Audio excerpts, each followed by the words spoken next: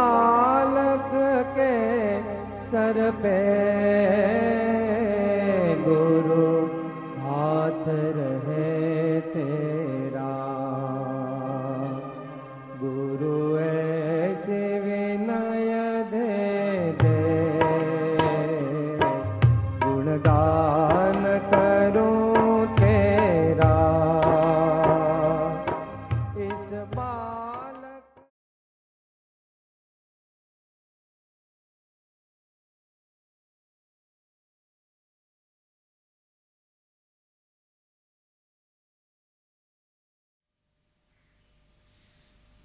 સ્વાધ્યાય ધર્મવાર્તામાં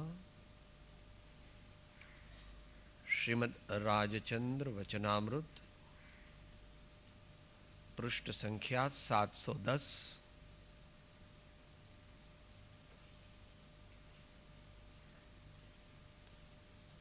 તેમાં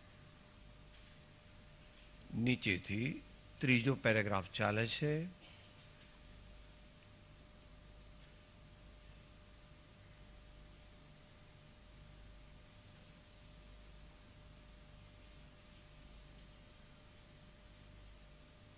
સદાચાર પાળવા અને અકાર્ય અને અવિચાર ન કરવા નો ઉપક્રમ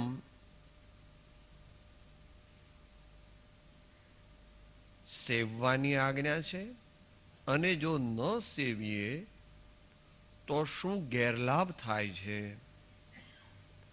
એ વાત આપણને છેલ્લી 2 લાઈનમાં કરી હતી, જે અનુસંધાન માટે વાંચી જઈએ. અકાર્ય કરતા પ્રથમ જેટલો ત્રાસ રહે છે તેટલો બીજી ફેરે કરતા રહેતો નથી. માટે પ્રથમથી જ અકાર્ય કરતા અટકવું, દ્રઢ નિશ્ચય કરી અકાર્ય કરવું નહીં.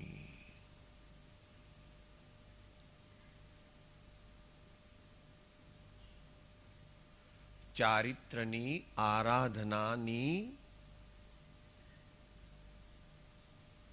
ખાસ કૂંચીઓ બતાવે છે.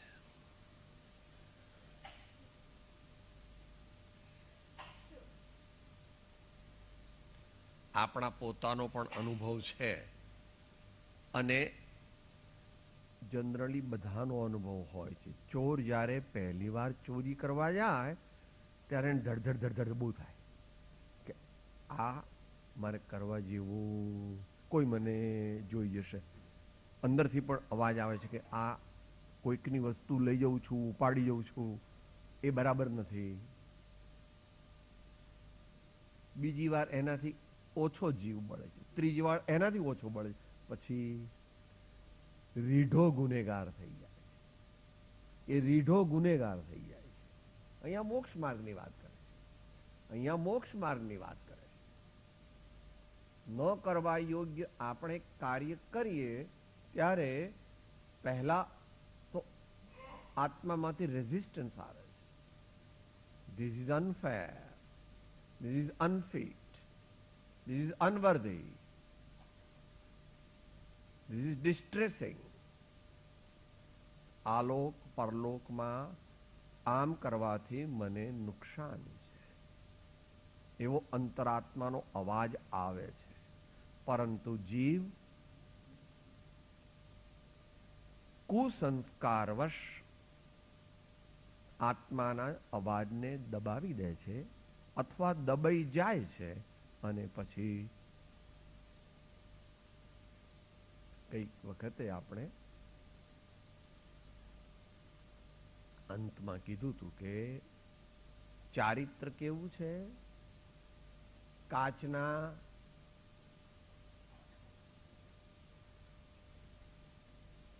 બાઉલ હોય ને એના જેવું. ઉપરથી પડે તો તમે પછી એને સાંધી શકો નહીં. એટલા બધા ટુકડા થઈ જાય કે એ સાંધી શકાતું નથી. આ બાબતમાં સંસ્કૃતમાં પણ ઘણા સુભાષિતો છે, અંગ્રેજીમાં પણ છે. ખાસ કરીને ભર્તૃહરિનું જે છે એ ભાવાર્થ એવો છે કે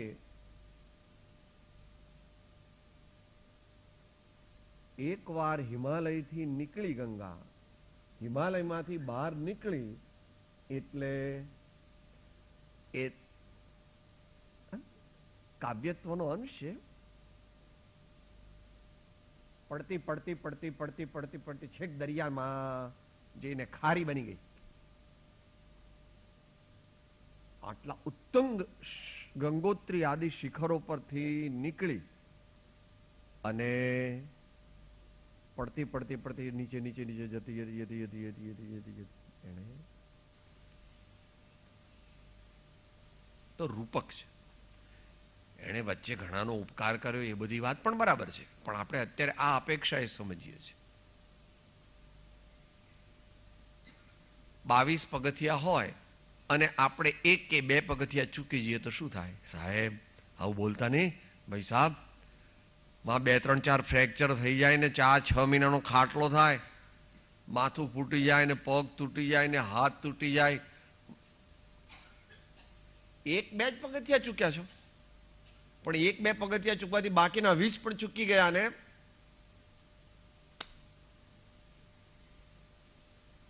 માટે આ વિશે વિસ્તારથી મહાપુરુષોએ કહ્યું છે. એ કોઈ અન્ય વાર લઈશું. અત્યારે આપણે સંક્ષિપ્ત વિચારણા ચાલે છે, આગળ ચાલીએ.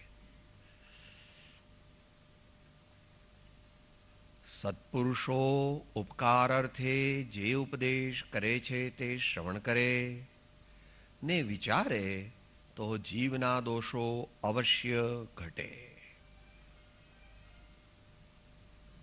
પારસમણીનો સંગ થયો ને લોઢાનું સુવર્ણ ન થયું તો કાં તો પારસમણી નહીં અને કાં તો ખરું લોઢું નહીં. તેવી જ રીતે જે ઉપદેશથી સુવર્ણમય આત્મા ન થાય તે ઉપદેષ્ટા કાં તો સત્પુરુષ નહીં અને કાં તો સામો માણસ, યોગ્ય જીવ નહીં. યોગ્ય જીવ અને ખરા સત્પુરુષ હોય તો ગુણો પ્રગટ્યા વિના રહે નહીં. ચરણાનુયોગની મુખ્યતાથી બધું ચાલશે.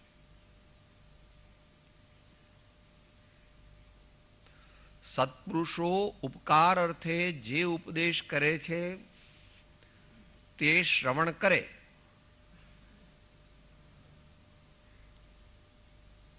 દ્રવ્યનિયોગ જોડી દેવો. ઉપકાર અર્થે ત્યાં આગળ કોનો ઉપકાર? પોતાના આત્માનો ઉપકાર અને બીજાઓના આત્માઓનો ઉપકાર.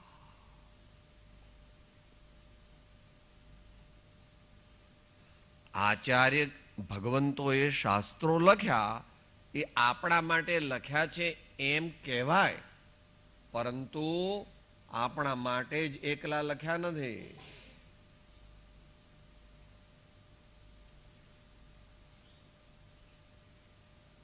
નિયમસારની 185 અને 187 ગાથામાં એ પ્રમાણે આચાર્ય દેવ કથન કરે છે.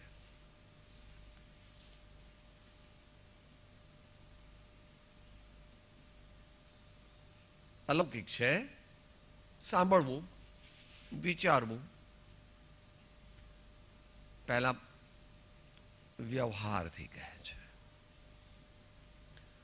प्रवचन सुभक्ति की कहा मैं नियम ने तत्फल हो यदि पूर्व पर विरोध हो समयज्ञ तेह सुधारजो. મારા આત્મામાં ભગવાનના સાંભળેલા પ્રવચનોનું પૂર વારંવાર આવે છે અને તે લેખીની દ્વારા શબ્દ રૂપને ધારણ કરે છે. એ પ્રચુર પ્રવચન ભક્તિનો ભાવ તે આલેખન રૂપે પરિણમે છે.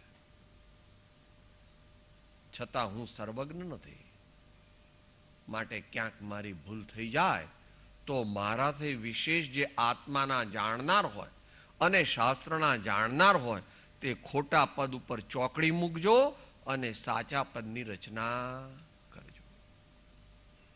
પણ હવે તો એને પણ ભૂલી જાય છે. છેલ્લા તો કહે છે, છેલ્લી ગાથામાં, નિજ ભાવના અર્થે રચ્યું મેં નિયમ સાર સુશાસ્ત્રને, સૌ દોષ પૂર્વા પર રહિત ઉપદેશ જીનનો જાણીને. તમારા માટે લખ્યું નથી, તમારા માટે લખ્યું નથી. નિજ ભાવના અર્થે રચ્યું. ઘણો પ્રયત્ન કરું છું પણ શ્રેણી મંડાતી નથી. મારે તો કેવળ જ્ઞાન એ મારા જીવનનું ધ્યેય છે. ભલે દેશકાળ વિપરીત છે, પણ મારો પુરુષાર્થ દેશકાળના બહાનાથી હું ઢીલો કરવા માંગતો નથી. એટલે મારા ભાવોની વૃદ્ધિ થાય, શુદ્ધિની વૃદ્ધિ થાય, એ અર્થે આ નિયમસાર સુશાસ્ત્ર એટલે ભગવાનની આજ્ઞા. નિયમ સાર, નિયમ એટલે અવશ્ય કરવા યોગ્ય, અને તેમાં પણ સાર એટલે એનું પણ ઇસેન્સ.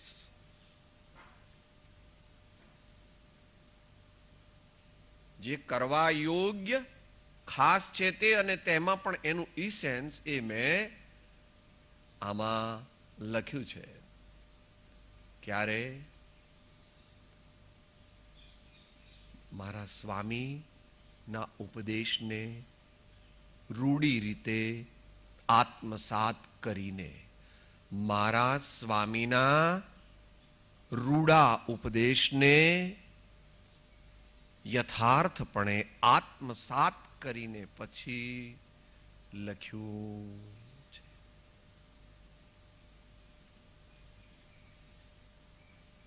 એટલે સ્વામીની ઓળખાણ આપે છે કે એમની વાણી પૂર્વા પર વિરોધ રહિત છે.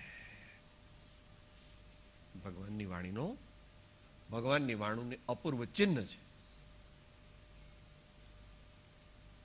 તો સત્પુરુષો ઉપકાર અર્થે જે ઉપદેશ કરે છે, એટલે પોતાના આત્માના કલ્યાણ માટે કરે છે, એ સ્વ અધ્યાય છે. અને બીજા કોઈ ભવ્ય જીવો પોતપોતાની શક્તિ ભક્તિ પ્રમાણે તેમાંથી સત્ય તત્વને ગ્રહણ કરે અને આત્મસાત કરે તો તેમનું પણ કલ્યાણ થાય. ભગવાનની મહાન સંત પુરુષોની અનુભવવાણી, તેને જૈન પરંપરામાં અતિ ઉચ્ચ સ્થાન આપેલું છે. કે અતિ ઉચ્ચ એટલે શું? એનું આગમ પ્રમાણ આપો તો કે નમસ્કાર મંત્રમાં લઈ લીધું. લો, ત્યાં શબ્દ જુદો વાપર્યો છે, પણ નમસ્કારમાં સર્વોચ્ચ પદ કયું જૈન પરંપરામાં? કે નમસ્કાર મંત્ર. તો એમાં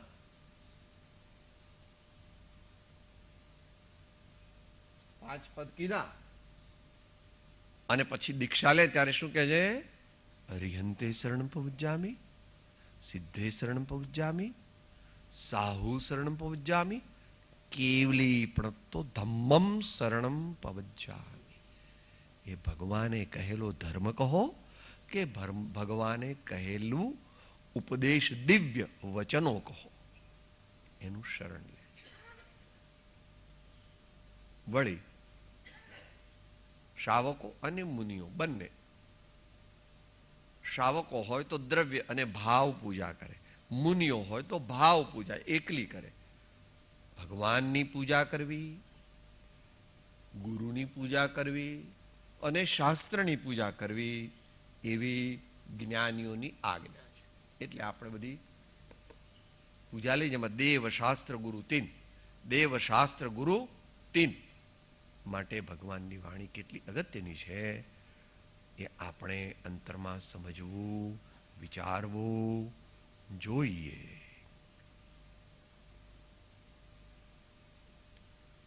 દરેક મહાપુરુષે એનો ઘણો ઘણો મહિમા ગાયો છે.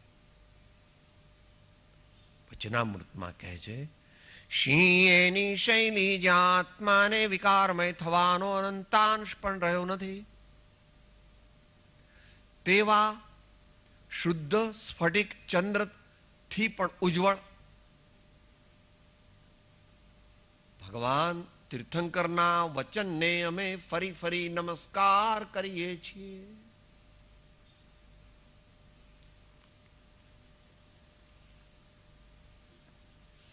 તદ્દન શરૂઆત કર્યા પહેલા 52માં આંકમાં આવે છે, પણ અહીંયા તો પહેલા પાના પર જ છે. શ્રીમદ રાજચંદ્ર વિચાર રત્નો શાસ્ત્ર ચાલુ થાય એટલે પહેલું ને બીજું પાનું છે. ઇવન બિફોર અનુક્રમણિકા ત્રીજું અવતરણ છે. શીએની શૈલી જ્યાં આત્માને વિકારમય થવાનો અનંતાંશ પણ રહ્યો નથી. શુદ્ધ સ્ફટિક ફીણ અને ચંદ્રથી ઉજ્જવળ શુક્લ ધ્યાન નિશ્રેણીથી પ્રવાહ રૂપે નીકળેલા તે નિર્ગ્રંથના પવિત્ર વચનોની મને તમને ત્રિકાળ શ્રદ્ધા રહો. એ જ પરમાત્માના યોગ બળ આગળ પ્રયાચના. તો ભગવાનની વાણી એટલે કઈ કોઈ પુસ્તક નથી, પણ અનંત જ્ઞાન અને આનંદ પામવા માટેનું અનુપમ પાથેય છે. અનંત જ્ઞાન અને અનંત આનંદને પ્રાપ્ત કરવા માટેનું અનુપમ પાથેય છે. આપણને અત્યારે આપણી પાત્રતાની ન્યૂનતા અને તથારૂપ વક્તાઓની ન્યૂનતા હોવાને લીધે આવું કંઈ લાગતું નથી. ભગવાનની વાણી પ્રત્યે આપણને કંઈ બહુ ઠીક આ બધા વાંચું, બધું ઘણા શાસ્ત્રો વાંચ્યા, આવું શાસ્ત્રો તો કેટલાય વાંચ્યા, કેટલા એમાં શું એવું આપણને સાધારણપણું થઈ જાય. જો આપણી પરિપક્વતા આવી નથી, તેઓ જે ઉપદેશ કરે છે તે શ્રવણ કરે ને વિચારે તો જીવના દોષો અવશ્ય ઘટે.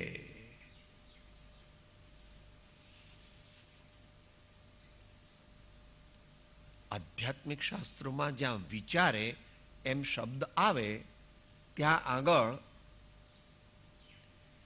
એ વિચારે અને તે સમજીને તેનો અભ્યાસ કરે, અનુસરે એવો અર્થ સમજી લે, એવો અર્થ સમજી લે. એ જ્ઞાનની વ્યાખ્યામાં આગળ ઉપર આવે છે, બરાબર ને? જ્ઞાનની વ્યાખ્યાના 4 બોલ છે.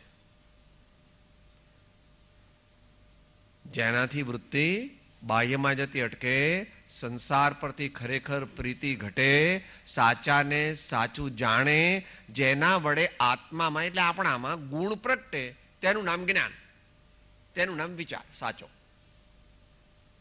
જે વિચાર આચાર પ્રત્યે લઈ ન જાય બિલકુલ, તે વિચાર વાંજ્યો છે.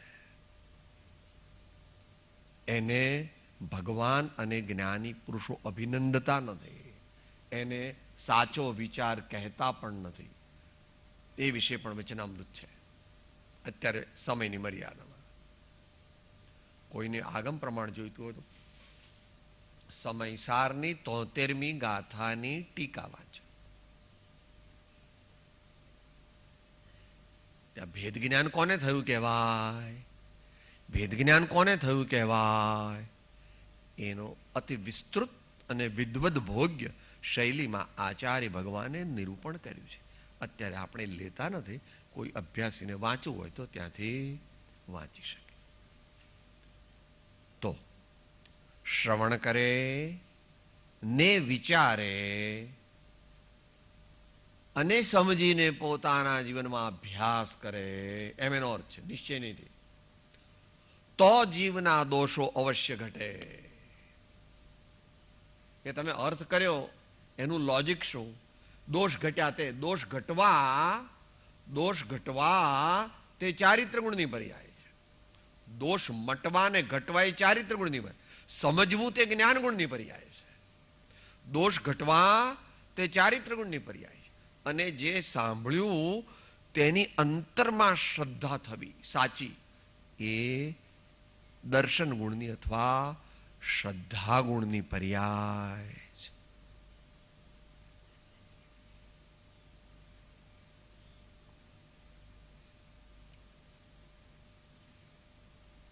હવે દ્રષ્ટાંત આપે છે. પારસમણીનો સંગ થયો ને લોઢાનું સુવર્ણ ન થયું તો કાં તો પારસમણી નહીં અને કાં તો ખરું લોઢું નહીં.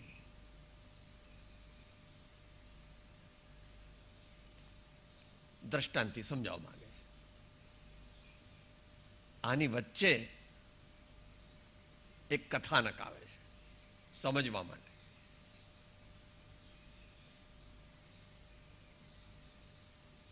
કોઈ સાધુ મહારાજ હતા, એમણે ચાતુર્માસ કર્યું.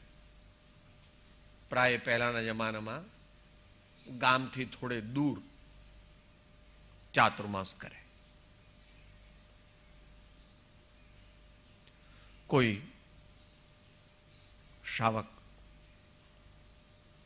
શ્રદ્ધાવાન હતા એટલે મહારાજની ખૂબ સેવા શુશ્રૂષા અને બધા પ્રકારની શાતા એમને રહે એવી વ્યવસ્થા આખું ચોમાસું કરી.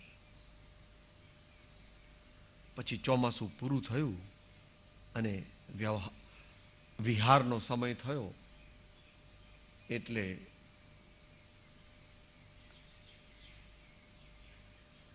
કહો તો વિદાય આપવા આવ્યા, અથવા વિદાય વેળાએ ભેળા મળ્યા. ત્યારે કીધું, ગુરુજી હવે અમને આવો સમાગમ અને આવો ઉપદેશ કોણ આપશે? મારી શક્તિ પ્રમાણે, અલ્પ બુદ્ધિ પ્રમાણે મેં સેવા કરવાનો પ્રયત્ન કર્યો છે, પણ મારી કાંઈ ભૂલચૂક થઈ હોય તો ક્ષમા કરશો. મારે યોગ્ય કઈ આજ્ઞા હોય તો કહો.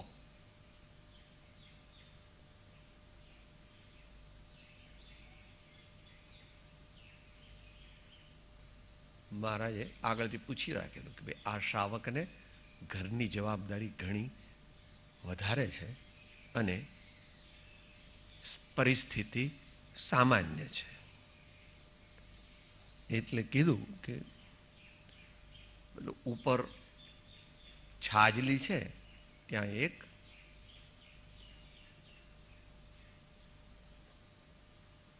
પારસ પડ્યો છે, એ તમે લાવો. એ કે આ તમે રાખજો, સંકટના સમયે તમને ઉપયોગી થશે.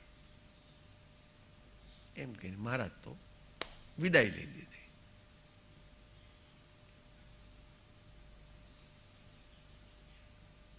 શ્રાવકને સહેજ શંકા થઈ ગઈ કે આવો પારસમણી હોય તો આવા ગાભાની અંદર આવી જગ્યાએ મૂકે, લાવું જોવું તો ખરો કે શું થાય છે.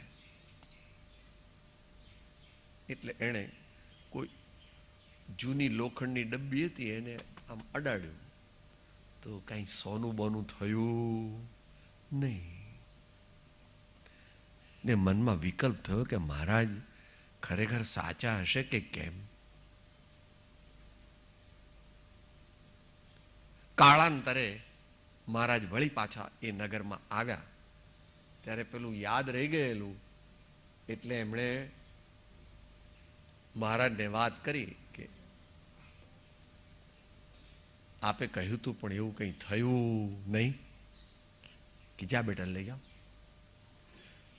જે એ ડબ્બી લાવતો તો એના ઉપર કાટ ચડી ગયો હતો એટલે Fe ને બદલે Fe2S નો સંપર્ક થતો હતો પારસ સાથે.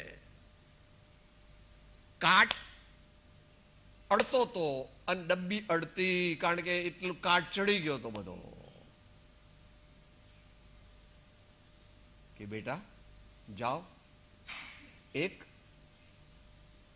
કાચ ઘસવાનું કઈ કરકરું લઈ આવો અને આ બધો કાટ ચડ્યો છે એ કાઢ નાખો. એ પ્રમાણે એને કર્યું અને જેવું પારસ મને કે તરત સોનાની.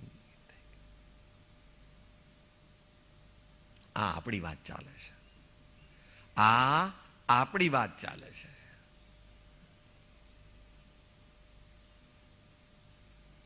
પારસમણીનો સંગ થયો ને લોઢાનું સુવર્ણ ન થયું તો કાં તો પારસમણી નહીં અને કાં તો ખરું લોઢું નહીં. પેલું ખરું લોઢું નહોતું, પણ લોઢાની વિકૃતિ હતી. કાઠ જે છે એ ખરું લોઢું નથી, એ લોઢાની વિકૃતિ છે. કોણ છે ભાઈ અહીંયા કેમિસ્ટ્રીના એક્સપર્ટ? Fe2S હોય છે બનતા ફેરસ સલ્ફાઇડ જે હોય તે. It is not so very important. હા,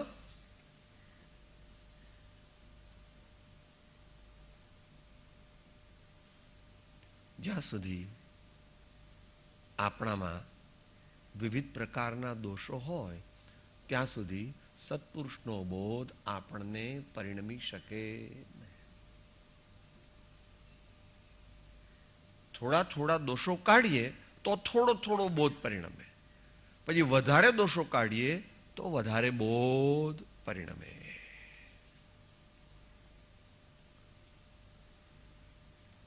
માટે બંને સાચા જોઈએ. પારસમણી પણ સાચો જોઈએ અને લોઢું પણ સાચું જોઈએ. એમાં જો એડમિક્સચર હોય, એમાં જો બીજી કોઈ ધાતુ અથવા તો બીજી કોઈ વસ્તુ આવી જાય અને લોખંડને ન અડે તો પારસ દ્વારા તે લોખંડ સુવર્ણ બને.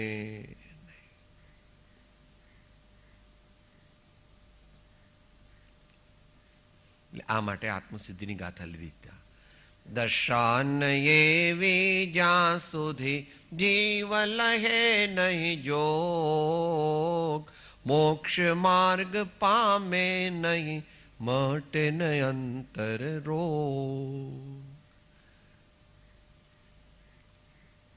બંને હોવા જોઈએ. પારસમણી પણ સાચો હોવો જોઈએ અને લોખંડ પણ ઓરિજિનલ પ્યોર આયર્ન હોવું, મેટલ એવી હોવી જોઈએ.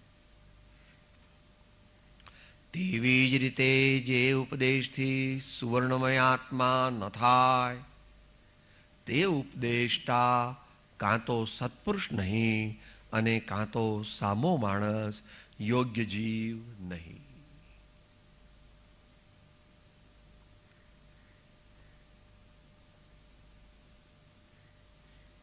આ વિશે ઘણી બધી વિસ્તૃત માહિતી શાસ્ત્રોમાં આવે છે. આટલા બધા હતા પણ ભગવાનની દિવ્ય ધ્વનિ છૂટી નહીં. મહાવીર ભગવાનની કેવળ જ્ઞાન થયું એવું એક આમના મુજબ માનવામાં આવે. 66 દિવસ ભગવાનની દિવ્ય ધ્વનિ ન છૂટી. વિચાર કરે છે ઇન્દ્ર કે આ આમ કેમ? પછી અવધિ જ્ઞાન મૂકીને જુએ છે કે એમની દેશના ઝીલે એવો કોઈ જીવ, એટલે પછી ઇન્દ્રભૂતિને લઈ આવે છે અને વગેરે બધું આપને ખબર છે.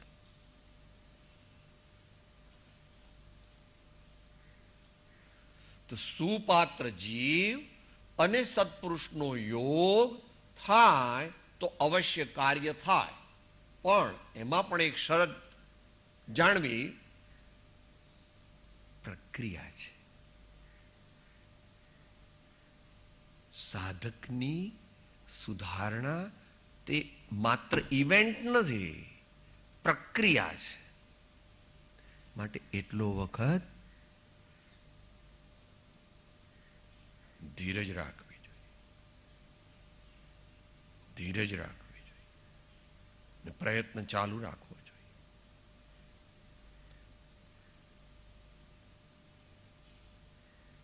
આપણે શરીરની અપેક્ષાએ નાના હતા ત્યારે પેલો બિલોરી કાચ લાવતા અને આવો કાગળ હોય અને પછી એનું ફોકસ કરીએ અને પછી એકદમ બરાબર ફોકસ થાય પછી પકડી રાખીએ એકદમ સ્થિર. એટલે પેલો કાગળ છે ને ધીમે ધીમે ધીમે ધીમે ધીમે ગરમ થાય એટલે સૂર્યની ગરમી કોન્સન્ટ્રેટ થઈ અને તે કાગળને ગરમ કરે ગરમ કરે ગરમ કરે ગરમ કરે ગરમ કરે ગરમ કરે ગરમ કરે ગરમ કરે ગરમ કરે. ઇગ્નિશન પોઈન્ટ થાય ત્યારે બળવા માંડે. એકદમ ના બળે, એકદમ ના બળે.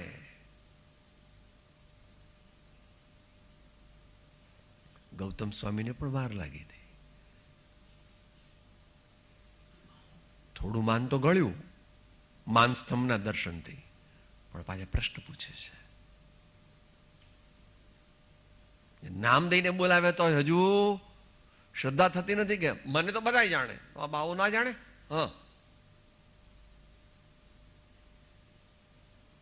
પછી આ પ્રશ્ન તમારા હૃદયમાં ત્યારે વધારે ચોંક્યા કે અરે મારા મનમાં છે એ તો કોઈને કીધું નથી મેં, તો નક્કી કંઈક આમાં છે. પછી જે કથા ન્યાય પ્રમાણે ત્યાં તો 6 પદ થઈ જાય. આપણે તો 5 પદ પછી બોલીએ છીએ ને. પાંચે ઉત્તરથી થયું સમાધાન સર્વાંગ, સમજો મોક્ષ ઉપાય તો ઉદય ઉદય સદભાગ. ત્યાં તો 6ઠું પદ પણ મળી ગયું. અને ઇન્દ્રભૂતિ ગૌતમ તે મુખ્ય ગણધરના રૂપમાં મહાજ્ઞાન પામીને ભગવાનના શિષ્ય સમુદાયના નાયક બન્યા.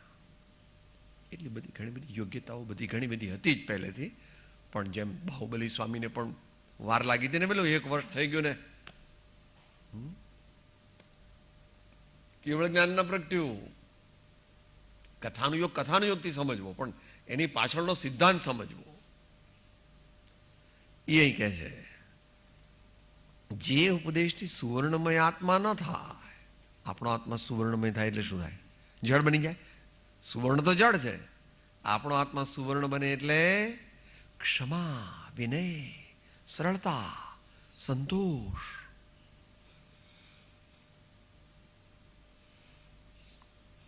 ઇન્યુમરેબલ વર્ચ્યુસ મુનિ મહારાજના. ઉત્તમ મુમુક્ષુના પણ એટલા બધા ગુણો. દયા, શાંતિ, સમતા, ક્ષમા, સત્ય, ત્યાગ, વૈરાગ્ય એવા કીધા, પણ અન્યત્ર પણ બીજા કીધા. વિશાળ બુદ્ધિ, મધ્યસ્થતા, સરળતા, જીતેન્દ્રિયપણું.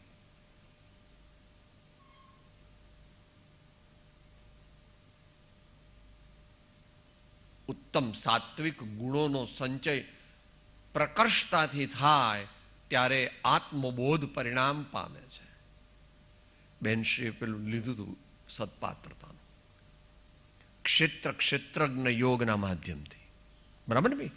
અમાનિત્વમ, અદમ્યત્વમ, અહિંસા, ક્ષાંતિ, આર્જવમ, આચાર્યોપાસનમ, શૌચમ, સ્થૈર્યમ, આત્મવિનિગ્રહ, ઇન્દ્રિયાર્થેષુ વૈરાગ્યમ, અનહંકાર એવ ચ, જન્મ મૃત્યુ જરા વ્યાધિ દુઃખ દોષાનુદર્શન.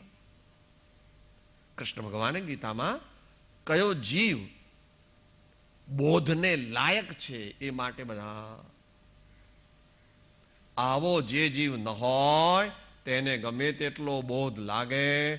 અખા ભગત આપણા કહે છે મહાકવિ કે તિલક કરતા 53 ગયા, જપ માળાના નાકા ગયા, કથા સુણી સુણી ફૂટ્યા કાન, તોય ન આવ્યું બ્રહ્મ જ્ઞાન.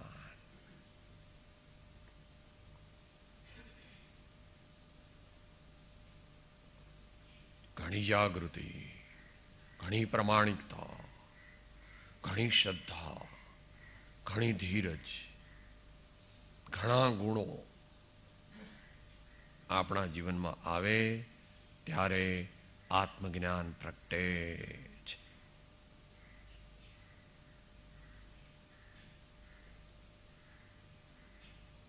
તો આત્મા સુવર્ણમય થવો એટલે આત્મા માં સાચી શ્રદ્ધા, સાચું જ્ઞાન, સાચું આચરણ અને એની સાથે રહેલા અનેક ગુણો.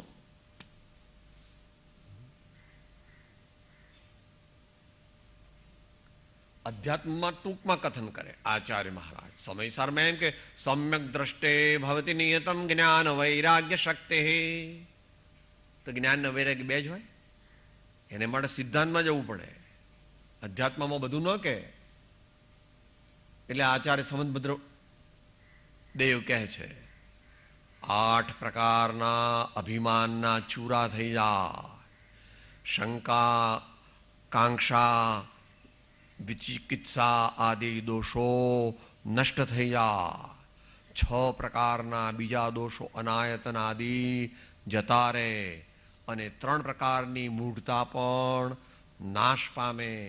આવા બધા ઘણા બધા ગુણો એક સંયુક્ત પ્રગટ થતા પ્રગટે. વચનામૃત શું કહે છે ભાઈઓ મારી? વચનામૃત એને માટે શું કહે છે? સર્વગુણાંશ તે સમ્યક્ત.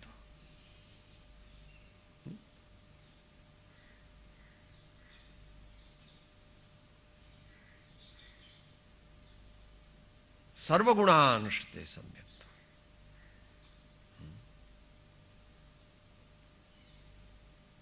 ભગવાનના દર્શન થતા શું કહે છે નરસિંહ મહેતા? ભણ નરસૈયા પ્રભુને ભજતા ભવ ભય ભ્રમણા સગળે ટળે. મારે ભવ ભય ભ્રમણા સગળે ટળે. મને પ્રભુ ગુણ ગાવાની ટેવ પડે.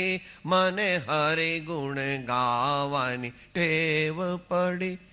મારા નાથને મૂકુના એક ઘડી. મારા નાથને મૂકુના એક ઘડી. મને હરિ ભજવાની ટેવ પડી.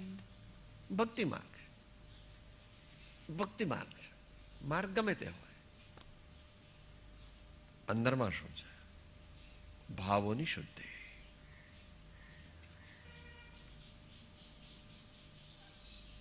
તે ઉપદેષ્ટા કાં તો સત્પુરુષ નહીં અને કાં તો સામો માણસ યોગ્ય જીવ નહીં. બંને જોઈએ.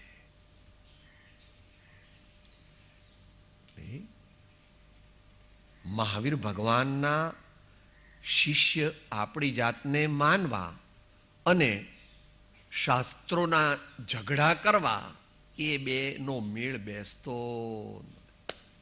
મહાવીર ભગવાનનો શિષ્ય તે જ હોય કે જે ઝઘડામાં માનતો જ નથી, વાદ વિવાદમાં માનતો નથી. તો કે સાહેબ તો એ શું કરે કે ધર્મ વાર્તા કરે. એ સંવાદ કરે, વિસંવાદ ન કરે. એ સંવાદ કરે, વિસંવાદ ન કરે. ધર્મ વાર્તા કરે પણ ચર્ચા અને ઉગ્રવાદ કરતા નથી. એમને એટલા બધા કશાય જ નથી.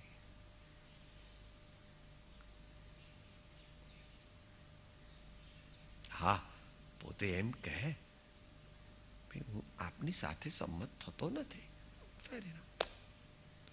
હું આપની વિચારધારા સાથે સંમત થતો નથી, પણ પછી આગળ કંઈક કહેવાની જરૂર નથી.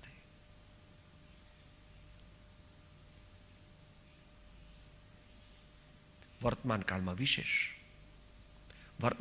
વિશેષ એ દ્રષ્ટિ અંગીકાર કરવી. કેમ? શાસ્ત્રજ્ઞ કોઈ છે જ નહીં. બહુમાં બહુ લાખ શ્લોક પણ યાદ હોય એવા કોઈ દેખાતા નથી. 1,00,000 શ્લોક યાદ હોય એવા પણ વર્તમાનમાં દેખાતા નથી. પૂર્વાચાર્યોને કરોડો શ્લોકો મોઢે હતા. મોઢે એટલે આત્મસ્થ હતા, કંઠસ્થ હતા, ઉપયોગમાં પણ હતા અને આચરણમાં પણ હતા.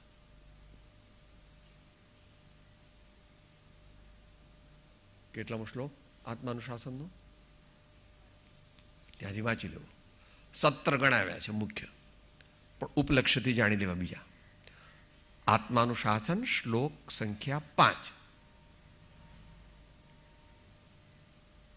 એટલે આનંદગંજીની માફક વિશાળ દ્રષ્ટિવાંત. પરમ કૃપાળુ શ્રીમદ રાજચંદ્રજીની માફક વિશાળ દ્રષ્ટિવાંત, વિશાળ બુદ્ધિ, મધ્યસ્થતા. કોઈ મોટો દુશ્મન આપણો ભયંકર વાદ વિવાદ કરીને આપણને હજારો માણસ સમક્ષ ભોંઠો પાડી દેવા આવે તો પણ આપણે આપણી ક્ષમતાને ગુમાવવાની જરૂર નથી. આપણને એમ લાગે કે આપણી ક્ષમતા નહીં રહે તો પ્રેમથી કહેવું, મને સભા છોડવાની અનુજ્ઞા આપશો જી, મને સભા છોડવાની અનુજ્ઞા આપશો જી.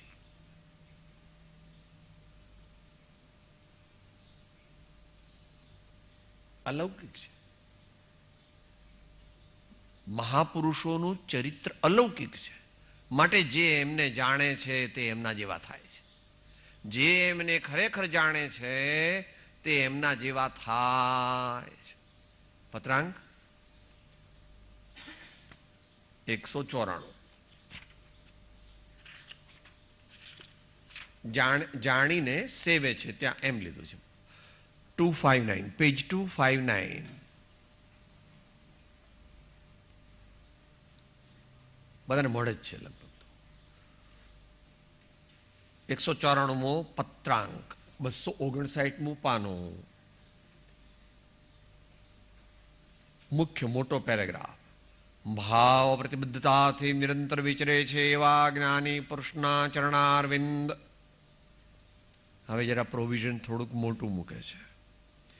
તે પ્રત્યે અચળ પ્રેમ થયા વિના અને સમ્યક પ્રતીતિ આવ્યા વિના સત્સ્વરૂપની પ્રાપ્તિ થતી નથી. અને આવેથી અવશ્ય તે મુમુક્ષુ જેના ચરણારવિંદ તેણે સેવ્યા છે તેની દશાને પામે છે. આ માર્ગ સર્વજ્ઞાનીઓએ સેવ્યો છે, સેવે છે અને સેવશે. પૂર્ણવિરામ. જ્ઞાન પ્રાપ્તિ એથી અમને થઈ હતી, વર્તમાને એ જ માર્ગથી થાય છે અને અનાગત કાળે પણ જ્ઞાન પ્રાપ્તિનો એ જ માર્ગ છે. વિચારવું શાંતિ.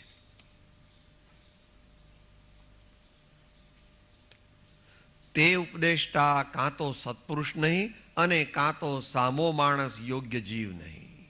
તો બેનો સમન્વય છે. નિમિત્તનો અને ઉપાદાનનો સમન્વય છે. સારું ઘર ચાલે તો પતિ પત્નીને અને બાળકોને એકબીજા પ્રત્યે વાત્સલ્ય, પ્રેમ, આદર અને ચાલશે, ફાવશે, ભાવશે ને ગમશે એ રીતે અંતરનો ભાવ અને એવો પ્રયત્ન સાચો હોય તો જ બરાબર ઘર સારી રીતે ચાલે. નહીં તો દરરોજ વાસણ થોડા ખખડે નહીં, પણ એટલા બધા ખખડે કે પછી તૂટી જાય. અઘરું છે. ગૃહસ્થાશ્રમ ઘણો અઘરો છે. સમતાની કસોટી છે.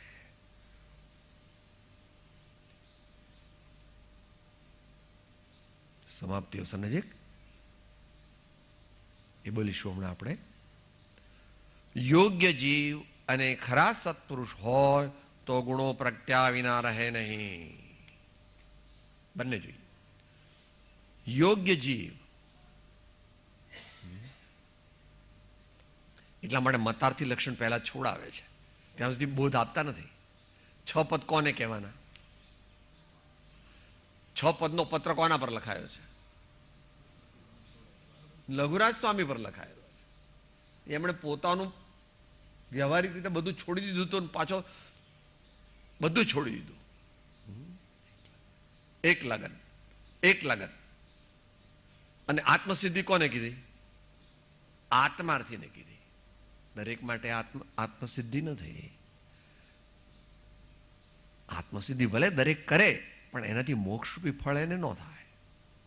આત્મસિદ્ધિ તો તેને જ ખરેખર ફળદાયી થાય જે ખરેખરો આત્માર્થી હોય.